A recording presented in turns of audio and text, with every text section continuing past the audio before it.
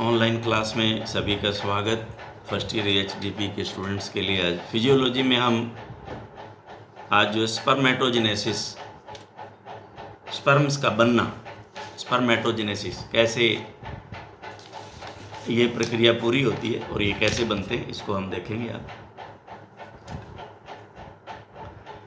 शुक्राणु स्पर्म्स या स्पर्मेटोजोआ का निर्माण वृक्षण की शुक्रजन नलिकाओं सेमिनिफेरस ट्यूब्यूल्स, ये हमें पता है में होता है, जिनकी आधार झिल्ली पर घनाकार कोशिकाओं की परत होती है जिसे जर्मिनल एपिथेलियम कहते हैं। इन कोशिकाओं को जनन कोशिकाएं यानी कि जर्म सेल्स, जनन कोशिकाएं जर्म सेल्स, एक होती है सोमैटिक सेल्स, एक होती है जर्म सेल्स। शुक्र नलिकाएं, जनन नलिकाओं में जनन उपकला यानी कि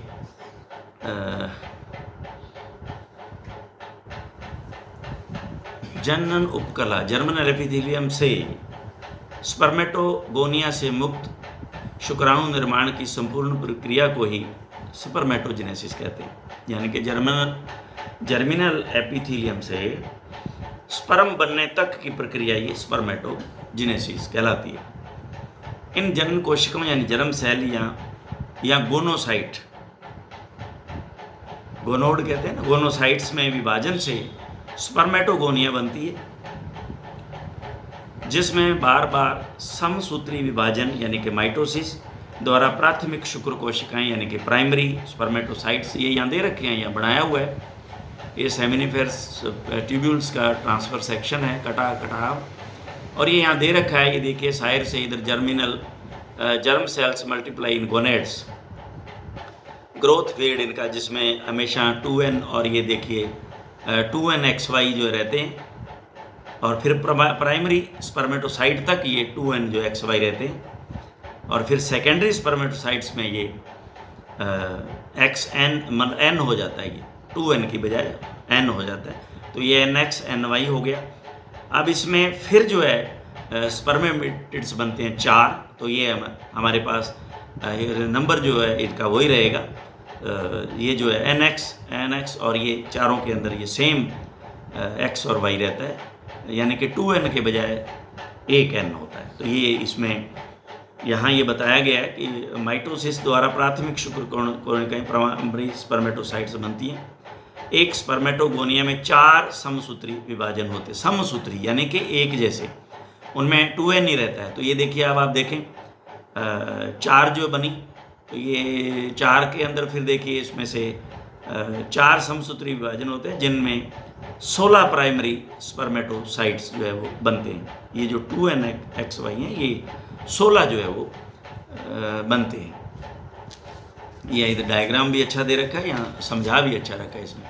इस प्राइमरी स्पर्मेटोसाइट्स में फिर अर्धसूत्री विभाजन मियोसिस होता है, जिससे 2 द्वितीयक शुक्र कोशिकाएं यानी कि सेकेंडरी स्पर्मेटोसाइट्स बनती हैं, जिनमें पुनः विभाजन हुए इनसे 4 स्पर्मेटिड्स बनते हैं। तो ये जो 4 नीचे बने हुए हैं दिखाए गए हैं इधर पहले डायग्राम में, यानी कि पेज नंबर 195 पे ये 4 हैं स्पर्मेटिड्स।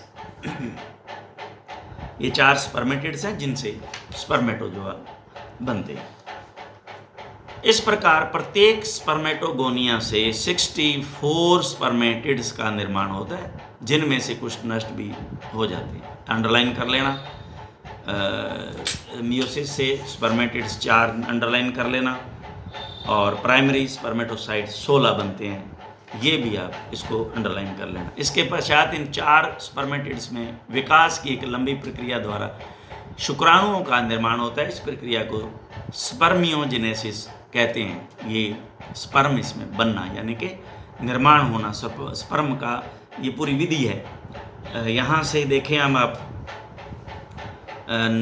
इसमें जो आपके डायग्राम नंबर 1 है, तो इसमें आप देखें, इससे क्या ये पता चल जाएगा किस से स्पर्म का कौन सा भाग बनता है, जिसमें जो हमारे पास जो एक्रोसोम है यानी सिर है उसका, वो किससे बनता है, और नेक किससे बनता है, और टेल किससे बनती है। तो ये हमारे पास जो एक रफ आइडिया आ जाता है इससे। ये तो मैं आपको अलग से लिखवा भी दूंगा किससे क्या बनता है, इसमें नहीं है, लेकिन ये जो डायग्राम शो कर रखा है, तो पहले में देखिए आप ये गोल्गी मटेरियल, गोल्गी बॉडी और ये माइटोकॉन्ड्रिया। देखें अब ये विशेष तौर से यही ज़्यादा इसमें काम करेंगी। तो ये जो मटेरियल है, देखें गोल्गी मटेरियल जो है सेकंड के अंदर इसका देखिए कुछ एनलार्जमेंट हुआ और इसके अंदर एक्सेसरी बॉडी जो है वो आई। ये देखिए दो दे रखी हैं एक्सेसरी बॉडी। तो इनमें हमारे पास नंबर 3 के अंदर हमारे पास जो गोल्गी बॉडी का जो मटेरियल है, गोल्गी मटेरियल है, ये आप देखें उसमें बढ़ाव लिया, इसमें बिखराव लिया। और माइटोकॉन्ड्रिया के अंदर ये जो है, ये जो बदलाव आया, ये देखें हम, ये किस तरह के फाइबर टाइप यानी फूल टाइप ये इसके अंदर ये एनलार्जमेंट दिखाया इसका पूरा प्रोग्रेस। वैसे ये इतना आपके वो नहीं है इतना लंबा चौड़ा मतलब का, लेकिन फिर भी है इसमें, तो अपने को ध्यान देना पड़ेगा। अब नंबर 4 के अंदर क्या होता है डायग्राम में, एक्सेसरी बॉडीज देखिए और क्रोमोसोम देखिए किस तरह से जो है इसमें बने।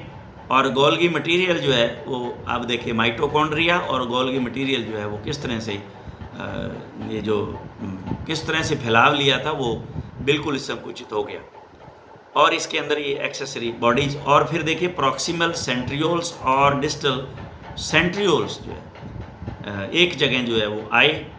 और ये यहाँ पे एक्सियल फिलामेंट जो आगे चल कर के ये इसमें ये आई थिंक टेल का काम शायद करेगा ये, तो ये इसमें जो है वो निर्माण होता है। तो आगे ये नंबर 5 में हम देखते हैं ये फिलामेंट तक हो गया। और 6 में हम देखेंगे गोल्गी मटेरियल जो है फिर संकुचित हुआ और एक्सेसरी बॉडीज यहाँ देखें किस पॉइंट पे पहुँची। और प्रो एक्रोसोम यानी कि सिर का बननी शुरुआत हो गई।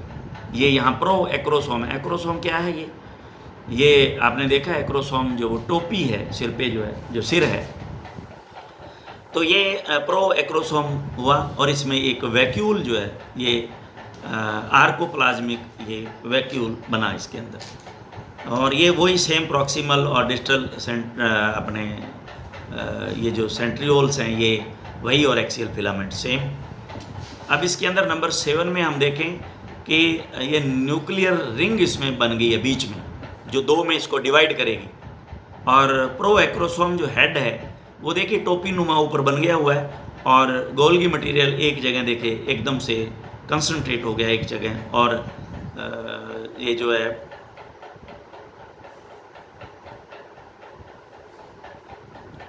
ये नंबर 7 था। अब नंबर 8 में हमारे पास देखें ये न्यूक्लियर रिंग और प्रो एक्रोसोम अलग अलग दिखने अब चालू हो गए और गोल्गी मटेरियल एक जगह कंसंट्रेट हो गया।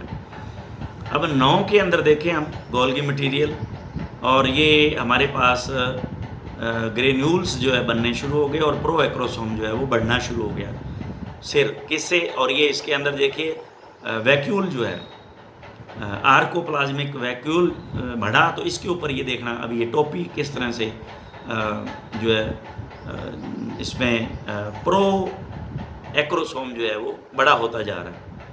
और नंबर 10 के अंदर ये देखिए पूरा का पूरा इसका विकास नज़र आ रहा है कि भी हाँ ये किस तरह से इसका विकास जो है वो हो रहा है।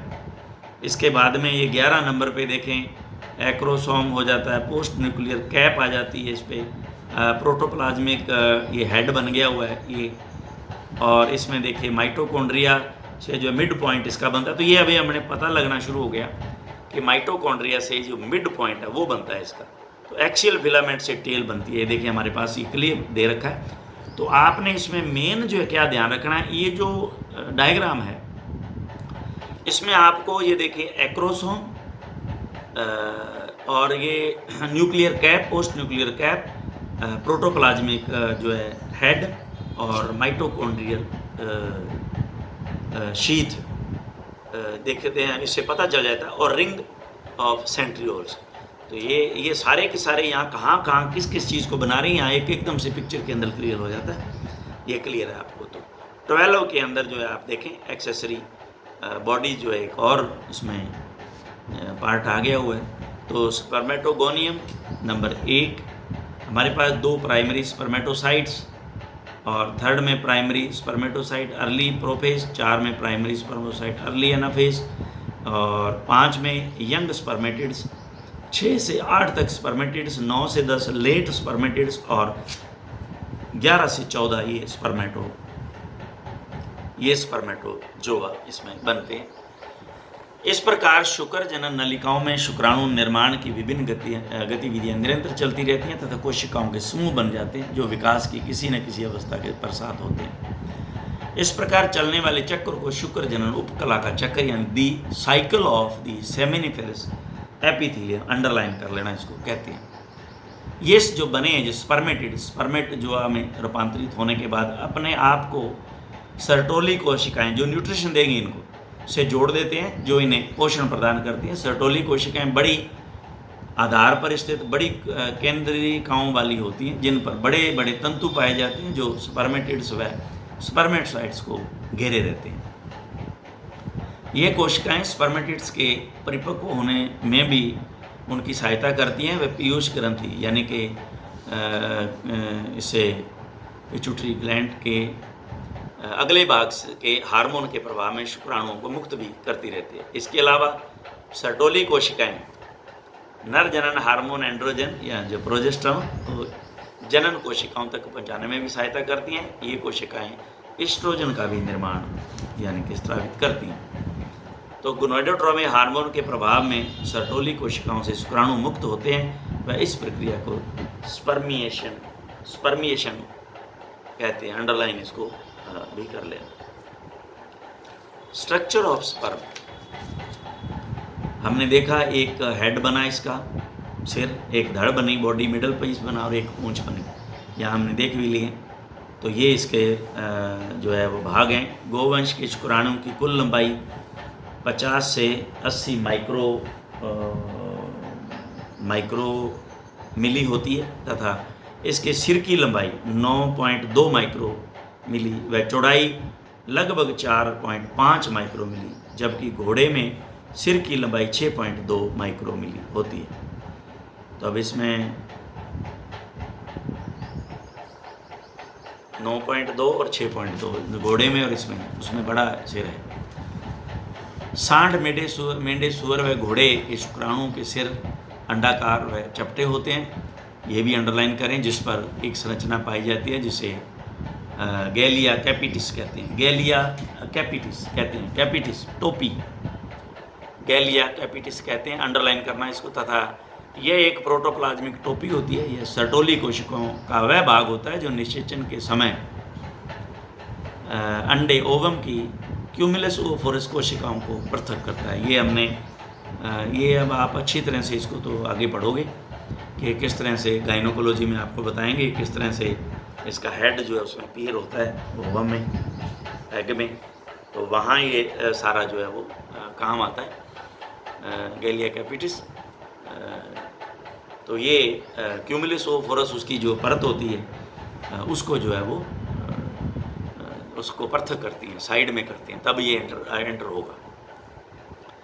तो यहाँ ये देखिए प्लाज्मा मेम्ब्रेन इसमें दे रखा है, ये एक्रोसोम, अब इसके अंदर ये nucleus, post nuclear cap, proximal centriole, और इसके अंदर फिर हमारे पास आता है हेड में, ये हेड है और फिर इसके बाद मिड पीस आता है। जब टेल है तो उसमें टेल का मेन पीस और एंड पीस अलग अलग होते हैं।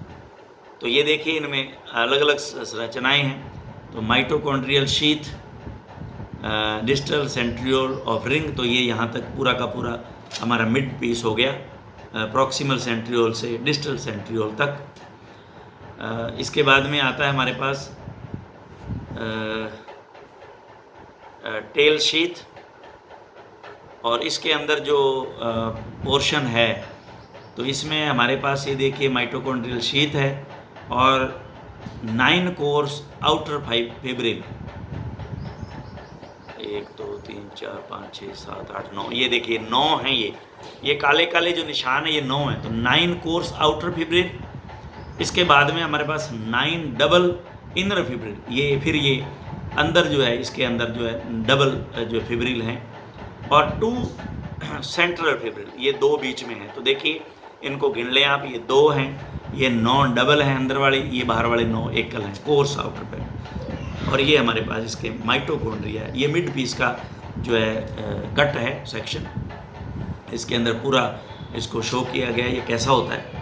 अब ये हमारे पास टेल का देखिए मेन पीस है, जिसमें मेन पीस के अंदर भी वही सेम आप देखें टेल उसकी शीथ है, और फिर इसके बाद में वही सेम है 9 डबल इनर फिब्रिल और 2 सेंट्रल फिब्रिल है। इसमें जो 9 डबल जो है वो इनर फिब्रिल है वो इसके अंदर नहीं है। तो ये देखिए ये इसमें फ़र्क है, छोटी छोटी बात है मल्टीपल चॉइस के अंदर पूछने के लिए। देखिए कमाल की चीज़ है। तो यहाँ आप जो डबल हैं वो नहीं है इसमें जो टेल शीट के अंदर जो मिड पीस में है। तो ये इसमें आप इसको देखिए, और हेड है जो इसका, ये देखिए प्लाज्मा मेम्ब्रेन है इसमें, एक्रोसोम और फिर न्यूक्लियस है और पोस्ट न्यूक्लियर इसकी कैप है। तो ये इसके अंदर नाम, बड़ा सुंदर डायग्राम है, बहुत ही शानदार, इसको आप ध्यान से देखें। सिर के सबसे अगर सिरे पर एक्रोसोम नामक संरचना होती है जो गोल्गी बॉडी, अंडरलाइन करना, जो गोल्गी बॉडी का रूपांतरण है ये गोल्गी बॉडी से बनेगी। निषेचन के समय एक्रोसोम के एंजाइम अंडे की परत जोना पेलुसिडा को नष्ट करने का कार्य करते हैं। ये अंडरलाइन करना, ये आपको याद रखना है, आगे आप गायनोकोलॉजी में अच्छी तरह से इसको पढ़ोगे, वहाँ आपके बड़ा काम आएगा ये सेकेंड ईयर में। सिर के अधिकांश भाग में एक समांगी पदार्थ भरा होता है जो केंद्रीय न्यूक्लियर मटेरियल होता है। तो ये यहाँ देखें न्यूक्लियस बताया हुआ है, ये हेड अलग से बता रखा है इन्होंने। तो ये एक्रोसोम से, अब ये अंडरलाइन कर लेना इसको, हाइलुरोनिडेज एंजाइम स्रावित होता है, यही कार्य करता है जो उसको परत को उसकी ओवाकी को पिघलाता है।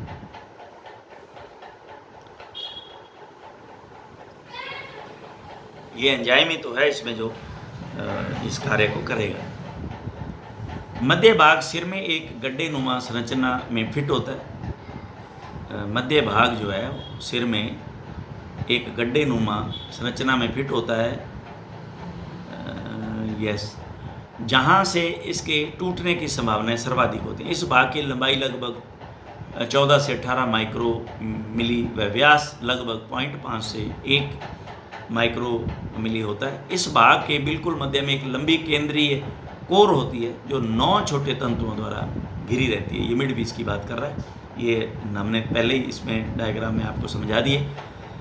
बड़े तंतु सिर के समीप आपस में जुड़कर 2 से 3 बैंड बनाते हैं। मध्य भाग में कई माइटोकॉन्ड्रिया पाए जाते हैं जो एक विशेष क्रम की हेलिक्स में व्यवस्थित होते हैं। हेलिक्स जैसे डीएनए की हेलिक्स आपने देखी।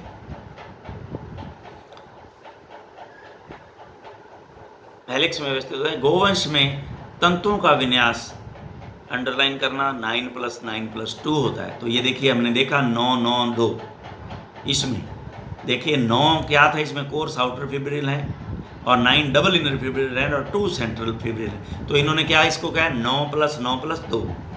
मध्य भाग में ही जैनसन्स रिंग भी पाई जाती है। तो ये जैनसन्स रिंग जो है मध्य भाग में इसी के अंदर ही होती है। इसमें कहीं यहाँ मेरे ख्याल से डायग्राम में तो कहीं शो नहीं कर रखा। मध्य भाग में उपस्थित 9 तंतु पीछे की तरफ बढ़कर पूंछ के अंतिम सिरे तक जाते हैं। पूंछ भी 2 भागों में बंटी होती है। प्रथम भाग वह जिनके चारों तरफ परत शीत होती है तथा दूसरा भाग वह जिसमें केवल तंतु होते हैं। इस भाग की लंबाई 4 माइक्रोमिली होती है। मेन पीस और एंड पीस, हाँ यस, एंड पीस में तो सिर्फ फाइबर ही है, नथिंग। और बाकी ये देखिए डायग्राम बड़ा सुंदर दिया गया है, इसमें क्लियर है एकदम से।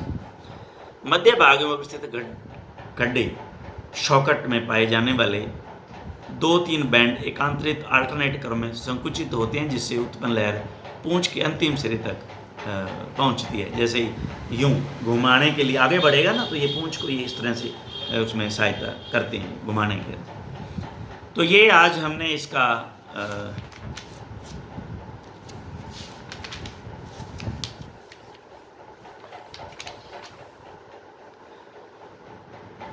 संरचना इसकी हमने पढ़ी। अब हमारे पास है वृक्षण की कार्यकी को प्रभावित करने वाले कारक, factor affecting the physiology of testicles. कौन कौन से हार्मोन हैं, कौन कौन से फैक्टर हैं जो इसको प्रभावित करते हैं वृक्षणों की कार्यकी को, यानी कि टेस्टिस के कार्य को।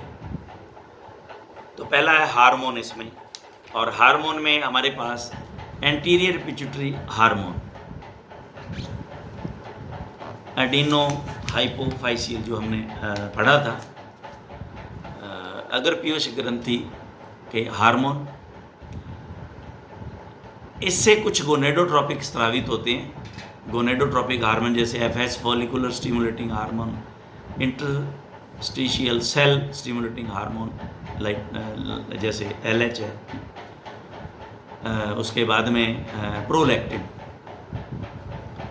ये होते हैं। एफएसएच शुक्राणु निर्माण स्पर्मेटोजेनेसिस को प्रेरित करता है, फॉलिकुलर स्टिमुलेटिंग।